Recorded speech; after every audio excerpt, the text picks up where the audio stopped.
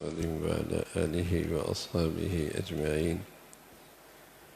الحمد لله والصلاة والسلام على سيدنا محمد وعلى آله وأصحابه أجمعين.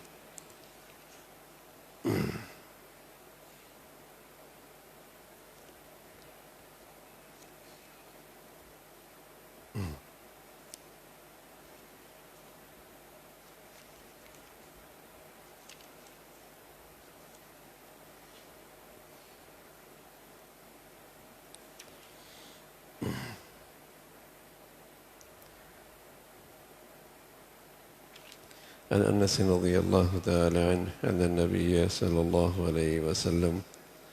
رأى على عبد الرحمن بن عوف أثر صفرة فقال: ما هذا؟ قال: تزوجت امرأة على وزن نبات من ذهب. قال: بارك الله لك ولأولم ولو بشاة. رواه البخاری. انس فرماتے ہیں رضی اللہ تعالی عنہ، پیارے رسول صلی اللہ علیہ وسلم نے حضرت عبد الرحمن بن عوف رضی اللہ تعالی عنہ جن کے کپڑوں پر زردی کا کچھ اثر دیکھا، کچھ نشان تھا زردی کا، تو ان سے پوچھا یہ کیا ہے؟ انہوں نے عرض کیا میں نے ایک عورت سے شادی کی ہے کھجور کے گٹلے کے وزن برابر سونے پر، یعنی اس کا مہر میں نے اتنا مقرر کیا ہے کہ جتنا کھجور کی گٹلی ہوتی ہے اتنا سونا میں نے اس کے لیے مقرر کیا ہے۔ آپ علیہ الصلوۃ والسلام نے فرمایا اللہ تمہیں مبارک کرے،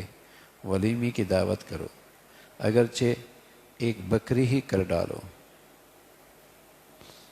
یہاں آپ علیہ الصلوۃ والسلام نے حضرات صحابہ رضوان اللہ اجمعین کی ایسی تربیت فرمائی تھی کہ وہ شادی کے معاملے میں ان کا یہ ذہن تھا کہ یہ ایک مرد عورت کی فطرتی ضرورت ہے،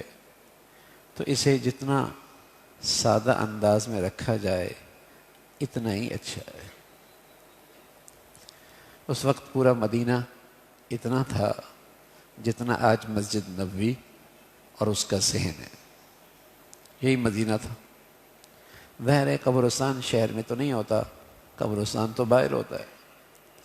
تو یہ بقیع کا جو قبرستان ہے یہ شہر سے باہر تھا، اور پورا مدینہ اتنا تھا جتنا آج اس کا صحن، جہاں چھتریاں لگی ہوئی ہیں اس کے اطراف میں مسجد نبوی ہے، یہیں سارے اہل مدینہ کے گھر تھے۔ اور اس چھوٹے سے شہر میں شادی کرنے والے حضرت عبد الرحمن بن عوف ہیں، جنہیں اللہ نے اتنی دولت دی تھی کہ گرمیوں میں شام سے ان کا تجارتی مال آتا تو اونٹوں کی اتنی لمبی قطار ہوتی کہ آخری اونٹ تک نظر نہیں پڑتی تھی، اور گرمیوں میں، سردیوں میں یمن سے آیا کرتا تھا اور گرمیوں میں شام سے آیا کرتا تھا۔ شام ٹھنڈا علاقہ ہے، یمن گرم علاقہ ہے، تو بڑے تاجر تھے، اللہ نے بڑی دولت دی تھی۔ بلکہ ایک مرتبہ تو ایسا ہوا کہ اللہ نے اتنی سونے کی اشرفیاں دی کہ گھر میں سونے کے اشرفیوں کا ڈھیر لگ گیا، ادھر والا ڈھیر کی اس طرف والے کو دیکھ بھی نہیں پاتا تھا۔ لیکن ایک پیمانہ منگوایا اور کہا کہ حضور علیہ الصلوۃ والسلام کے ساتھ حدیبیہ میں کون کون شریک تھے ان کی فہرست لے کے آؤ، بدر میں کون کون شریک تھے ان کی بھی فہرست لے کے آؤ۔ اور یوں ان صحابہ اور ان مسلمانوں کی فہرستیں آپ کے پاس آئیں، اور ایک پیمانے کے ساتھ ان کے گھروں میں وہ مال پہنچاتے رہے، شام تک سارا ڈھیر اللہ کے راستے میں خرچ کر ڈالا۔ سخی اتنے تھے، دولت اللہ نے اتنی دی تھی۔ اب وہ شادی کر رہے ہیں، اور شادی مدینہ کے اس چھوٹے سے شہر میں، اور وہاں پیارے رسول صلی اللہ علیہ وسلم بھی ہیں۔ وہ شادی اتنی سادگی سے ہوئی کہ آپ علیہ الصلوۃ والسلام کو بھی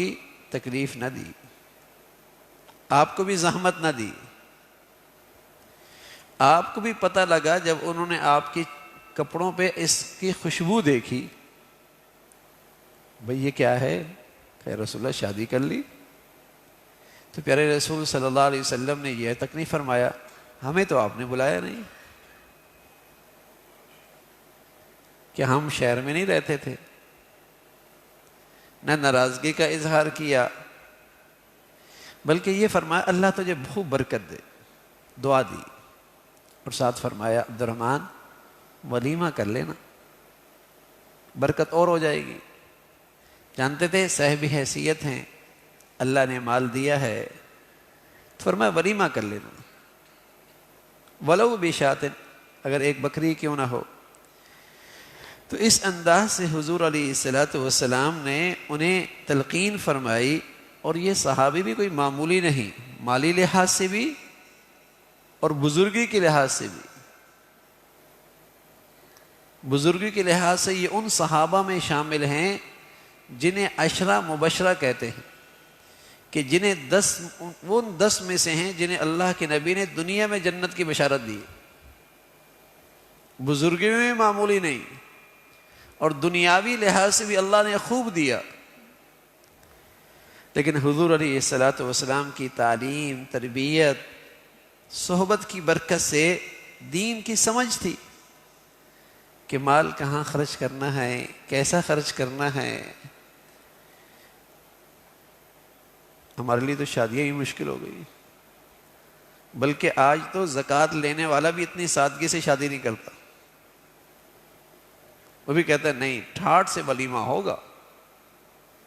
ساری تقریبات پوری کروں گا، اور لے رہا ہوتا ہے زکوٰۃ۔ سادی سی چیز ہے، فطرتی چیز ہے نا، انسان مرد عورت کی زندگی کی فطرتی ضرورت ہے،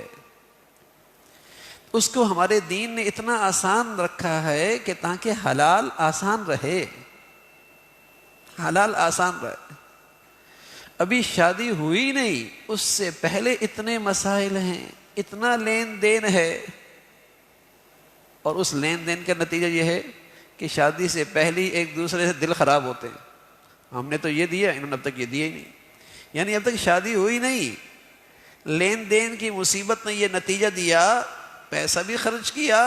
تھکی بھی صحیح، مشقتیں بھی اٹھائیں، اور دلوں میں ایک دوسرے کی برائیاں بھی آ گئیں۔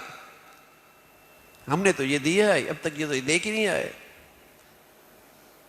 ہم نے تو اتنے جوڑے دیے، ہم تو ان کے لیے اتنا کر رہے ہیں، اتنا بھی نہیں کر رہے، ابھی تک شادی ہوئی نہیں، اس سے پہلے ہی غلط فہمیاں، بدگمانیاں، برائیاں دلوں میں، اس لیے کہ اس میں مہینے لگتے، اور اس میں بھی ریا ہے، نام و نمود ہے، نمائش ہے، صرف خاندانی، برادری، سوسائٹی کی رسمیں ہیں، اس کا دین سے کوئی تعلق نہیں، پیسہ بھی ضائع، اللہ بھی ناراض۔ اور یہ سلسلے بڑھتے چلے جا رہے ہیں، اور پھر جب اس کے بعد نکاح ہو گیا، اور اس کے بعد جو تماشے ہوتے ہیں، اور پھر شادی کے بعد بھی مسائل، اتنا لین دین ہے، بچیاں بوجھ بن گئی، یہ حلال زندگی مصیبت ہو گئی، بچیاں مصیبت بن گئی، اس لیے کہ اس کا تصور سے آدمی گھبراتا ہے کہ اتنا دینا پڑے گا، ساری زندگی بچی کیا ہو گئی، ساری زندگی کا بوجھ سر پہ آ گیا، ساری زندگی کی مشقت کندھوں پہ آ گئی، اور اس میں بھی اگر ذرا سی دائیں بائیں کچھ اونچ نیچ ہو جائے تو بدگمانیاں، الزام تراشی، زیادتیاں۔ تو بھائی دین صرف نماز پڑھنے کا تو نام نہیں ہے، دین صرف روزے اور حج کرنے کا نام تو نہیں ہے، دین میں تو یہ اسلامی معاشرت بھی ہے کہ اپنی شادیوں میں، اپنی خوشیوں میں، اپنی تقریبات میں، اپنی نکاحوں میں، اپنی اس زندگی میں، اپنے رہن سہن میں بھی اللہ کو راضی رکھو۔ اگر اللہ راضی رکھو گے تو یہ معاشرت ایک دوسرے کے لیے راحت کا، سکون کا، عافیت کا ذریعہ بنے گی۔ آج یہ معاشرت چونکہ اس میں اسلام کی روح نکل گئی، مصیبت بنی ہوئی۔ آج یہ خوشیاں اور آج یہ تقریبات اور آج یہ زندگی کا یہ حصہ مصیبت بنی ہوئی، کیوں بھائی دین نکلا؟ کہتے تو ہیں یار دین آسان ہونا چاہیے، جب دین آسانیاں بتاتا ہے تو وہ کرتے نہیں ہیں۔ ہمارے نبی تو فرمایا کرتے تھے الدین یسر، دین تو آسان ہے،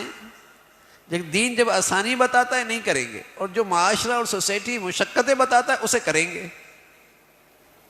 مشکل کر رہے ہیں کیونکہ سوسائٹی کہہ رہی ہے، معاشرہ کہہ رہا ہے، دین جو آسان ہے اسے نہیں کر رہا۔ شادی ایسی سادہ چیز ہے، فرمایا ایک نکاح ہے، اس میں بھی کوئی خرچ نہیں، صرف مرد پہ ایک خرچ ہے، مناسب بچی کا مہر مقرر کرے، اور ایک تقریب ہے اس پر، وہ بھی اپنی حیثیت سے 5 آدمیوں کو بلا سکتے ہو، 100 آدمیوں کو بلا سکتے ہو، 3 ڈشیں رکھ سکتے ہو، 1 ڈش رکھ سکتے ہو، مناسب تقریب ہے ولیمے کی، بس وہ بھی اپنی حیثیت کے لحاظ سے۔ اللہ کے نبی صلی اللہ علیہ وسلم نے ولیمہ فرمایا، چند لوگوں کو بھی کھلایا، چند لوگوں کو بھی کھلایا، وہ ایک سنت ادا کرنی ہے۔ بس یہ خرچ ہے مرد پر، عورت پہ تو کوئی خرچ نہیں۔ ہاں کوئی اپنی اولاد کو دینا چاہے خوشی سے، نہ کہ معاشرے کی مجبوری کی وجہ سے، نہ یہ کہ سوسائٹی کے مطالبوں کی وجہ سے، خوشی سے دینا چاہے ساری زندگی دیتا رہے، لیکن اس کے لیے اس سے یہ امید رکھنا، اس سے یہ مطالبہ کرنا، یہ تو بڑی زیادتی اور ناانصافی۔ تو ہمارے معاشرے میں یہ جس فطرتی ضرورتیں ہیں، اس نے دین نے اسے بہت آسان رکھا ہے، اور پیارے رسول صلی اللہ علیہ وسلم کی تربیت کے یہ اثرات تھے کہ وہاں یہ چیزیں بہت سادگی سے ہو جایا کرتی تھیں، آسانی سے ہویا کرتی تھیں، اور اللہ کے نبی دعا بھی دیا کرتے تھے، اعظم النکاح برکتاً ایسرہ مؤونہ، اس شادی اور نکاح میں بڑی برکت ہوتی ہے جس میں لڑکے والوں پر اور لڑکی والوں پر بوجھ کم ہو، نہ صرف لڑکوں والوں پر بوجھ کم ہو، لڑکی والوں پر بھی کم ہو، نہ صرف لڑکی والوں پر بوجھ کم ہو، لڑکے والوں پر بھی بوجھ کم ہو۔ فرمایا وہ شادی، وہ نکاح بڑی مبارک جس میں بوجھ کم ہو، ہلکی پھلکی شادی۔ ہاں اللہ نے پیسہ دیا ہے، انہیں دے دو میاں، وہ اپنی ضروریات میں خرچ کرتے رہیں گے، وہ اپنی ضروریات میں خرچ کرتے رہیں گے، لیکن اسے معاشرے کی، سوسائٹی کی اس اسٹیٹس کو برقرار رکھنے کے لیے خرچ کرنا، سوسائٹی کی غلط روایات کو، غلط رسم و رواج کو آپ نے غذا مہیا کی، آپ نے اسے توانائی بخشی، اسے سوسائٹی اور معاشرے کا ماحول خراب ہو گیا۔ اللہ تعالیٰ بھائی دین کی صحیح سمجھ نصیب فرمائے۔ اللہم لک الحمد کلو ولک الشکر کلو،